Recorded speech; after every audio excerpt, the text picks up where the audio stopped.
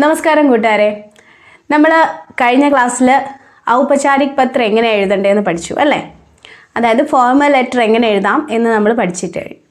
ഇനിയിപ്പം നമുക്ക് പഠിക്കാനുള്ളത് അനൗപചാരിക് പത്രമാണ്. അതായത് ഇൻഫോർമൽ ലെറ്റർ എങ്ങനെ എഴുതാം എന്നുള്ളത് നമുക്ക് പഠിക്കണം. ഇൻഫോർമൽ ലെറ്റർ നമുക്കറിയാം ആർക്കൊക്കെയാണ് നമ്മൾ എഴുതാറ്. നേരത്തെ അതായത് ഫോർമൽ ലെറ്റർ നമ്മൾ പറഞ്ഞു ടീച്ചേഴ്സിനും ആപ്ലിക്കേഷൻ ഫോമോ അങ്ങനെയുള്ളതൊക്കെ എഴുതുന്നതാണ് ഫോർമൽ ലെറ്ററിൽ. അപ്പോൾ ഇൻഫോർമൽ ലെറ്റർ നമ്മൾ ആർക്കൊക്കെ എഴുതാം?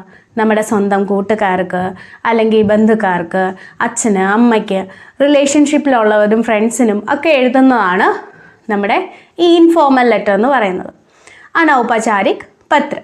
അപ്പോൾ ഈ അനൗപചാരിക് പത്ര എഴുതുന്നതിനും നമ്മൾ ഓർക്കും നമ്മുടെ കൂട്ടുകാർക്കും നമ്മുടെ വീട്ടുകാർക്കും ഒക്കെ എഴുതുന്നതല്ല, അതിൽ എന്തെങ്കിലും ഒരു ഫോർമാറ്റ് വേണോ?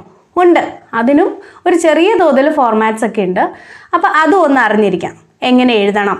അതിൽ ഈ പറഞ്ഞ പോലെ മറ്റേതുപോലെ ഔപചാരിക് പത്രം പോലെ പോയിൻറ്റ്സ് ആയിട്ട് എഴുതുകയോ അല്ലെങ്കിൽ ബ്രീഫ് ചെയ്ത് എഴുതുകയോ ഒന്നും വേണ്ട. നമുക്കിഷ്ടം പോലെ എന്ത് വേണേലും കഥകൾ എഴുതാം. ഡിപ്പെൻസ്, നമ്മൾ ആർക്കാണോ എഴുതുന്നത് അതിനെ ഡിപ്പെൻഡ് ചെയ്തിരിക്കും. ഓക്കെ, അപ്പം നമുക്ക് ഈ ഔപചാരിക് അതായത് അനൗപചാരിക് പത്രൻ്റെ ഫോർമാറ്റ് പഠിക്കാം. എങ്ങനെയാണ്? ഫസ്റ്റ് ഓഫ് ഓൾ നമ്മൾ എന്താ എഴുതുക? അനൗപചാരിക് പത്ര നമ്മൾ ആരാണോ ലെറ്റർ എഴുതുന്നത് ആ എഴുതുന്നയാളുടെ അഡ്രസ്സ്, ഫ്രം അഡ്രസ്സ്. അതിൽ പ്രേക്ഷക് അങ്ങനെയൊന്നും എഴുതണ്ട. പ്രേക്ഷക്, സേവാമി, ടു, ഫ്രം അങ്ങനെയുള്ളതൊന്നും എഴുതണ്ട. ജസ്റ്റ് നിങ്ങളുടെ പേര്, അഡ്രസ്സ് മാത്രം എഴുതുക. ഓക്കെ, എന്നിട്ട് അതിൻ്റെ തൊട്ട് താഴെ ഡേറ്റ് എഴുതുക. ഇതെല്ലാം ലെഫ്റ്റ് സൈഡിലാണ്. ലെഫ്റ്റ് സൈഡിൽ ആദ്യം നിങ്ങളുടെ അഡ്രസ്സ് എഴുതുക. അതിൻ്റെ തൊട്ട് താഴെ ഒരു ലൈൻ വിട്ടിട്ട് ഡേറ്റ് എഴുതുക. ഡേറ്റ് എഴുതിയതിന് തൊട്ട് താഴെ നമ്മൾ ആർക്കാണോ എഴുതുന്നത്, അതായത് ഇപ്പം നമ്മുടെ അപ്പൂപ്പനും അമ്മുമ്മയ്ക്കും അച്ഛനും അമ്മയ്ക്കും ഒക്കെ ആണെങ്കിൽ നമ്മൾ എഴുതുന്നതിന് എൻ്റെ ചങ്ക് ബ്രോ, അല്ലെ ചങ്ക് ദാദാജി, മാതാജി, അമ്മ, അച്ഛൻ, ചങ്കെന്നൊന്നും വിളിച്ച് അങ്ങനെ നമ്മൾ എഴുതാൻ പറ്റില്ല. അവിടെ നമുക്കൊരു റെസ്പെക്റ്റ് കൊടുക്കണം അല്ലേ? അമ്മയ്ക്കും അച്ഛനും ഒക്കെ ഒരു റെസ്പെക്റ്റ് കൊടുത്ത് വേണം എഴുതാൻ. അപ്പോൾ അവിടെ ആദരണീയ പിതാജി, ആദരണീയ മാതാജി, ദാദാജി, അങ്ങനെ ആദരണീയ, respect.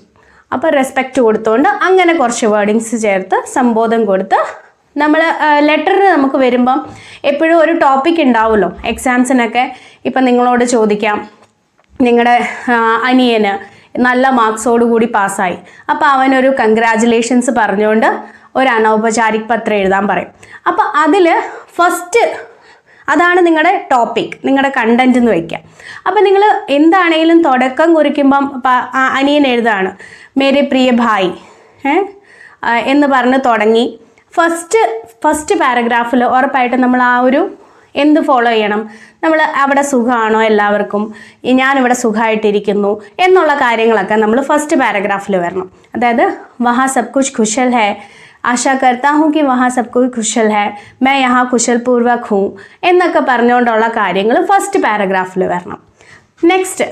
Next പാരഗ്രാഫിൽ, second പാരഗ്രാഫിൽ main content എന്താണോ ക്വസ്റ്റ്യനിൽ കൊടുത്തിരിക്കുന്നത് അതാണ് നമ്മുടെ സെക്കൻഡ് പാരഗ്രാഫിൽ വരാം. അതായത് ഇപ്പം നിങ്ങളുടെ അനിയൻ ഏറ്റവും നല്ല മാർക്കോടുകൂടി പാസ്സായി, അവനെ കൺഗ്രാജുലേറ്റ് ചെയ്യുന്നു. മുझे പത്താ ഹുവാ കി തുമ്നെ ബഹുത് അച്ഛേ അങ്കോ സെ പാസ് ഹുവാ ഹെ, നീ നല്ല മാർക്കോടുകൂടി പാസ്സായെന്ന് ഞാൻ അറിഞ്ഞു. മുझे बहुत खुशी है, तुम्हें सब कुछ शुभकामनाएं देता हूँ.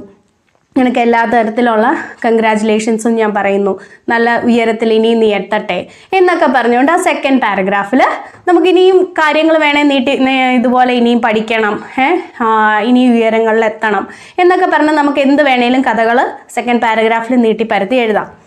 പിന്നെ ലാസ്റ്റ് ഇനി എന്താ എഴുതുക? ലാസ്റ്റ് പാരഗ്രാഫിൽ നമ്മൾ വീട്ടിലുള്ള ബാക്കിയുള്ള ആൾക്കാരെയൊക്കെ അന്വേഷണം പറഞ്ഞുകൊണ്ട് മാതാ പിതാ और बहन को मेरा प्रणाम कहना, मेरी तरह से प्यार बटना, എൻ്റെ സ്നേഹം അറിയിക്കണം എന്നൊക്കെ പറഞ്ഞുകൊണ്ടാണ് ലാസ്റ്റ് പാരഗ്രാഫ് നിങ്ങൾ എഴുതി വെക്കേണ്ടത്.